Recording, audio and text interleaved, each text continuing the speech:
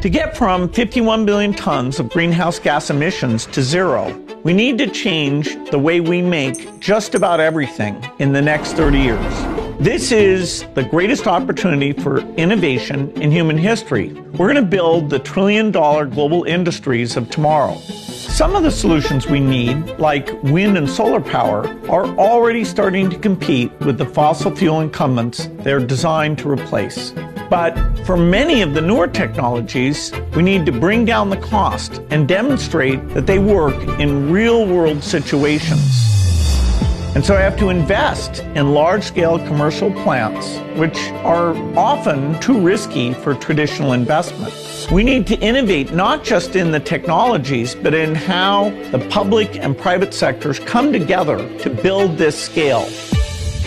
We've seen this work before with solar energy.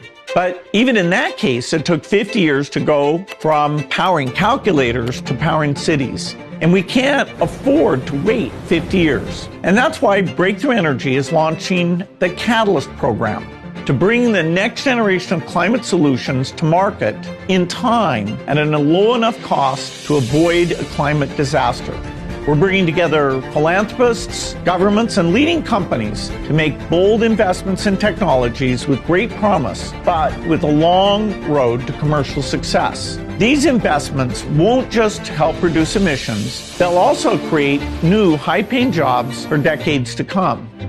The early investors in these technologies will be recognized for their contributions. That's why we're creating Catalyzed Emissions Reduction Framework, which measures the reductions in emissions and the cost of these new technologies over time. This framework will let our funding partners be recognized for the impact of their contributions. The first four technologies we're focusing on are green hydrogen, where we split water molecules and we use the hydrogen for power.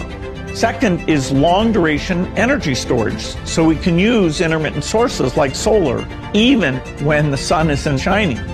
Third is sustainable aviation fuel, where we take biological inputs, including municipal waste, and we convert it to replacement jet fuel. Fourth and finally, direct air capture, where we literally take the carbon out of the air and store it away where it'll no longer cause any heating. In science, a catalyst is a substance that accelerates a chemical reaction. Our Catalyst program is designed to accelerate the journey of innovation for the technologies we need to avoid a climate disaster.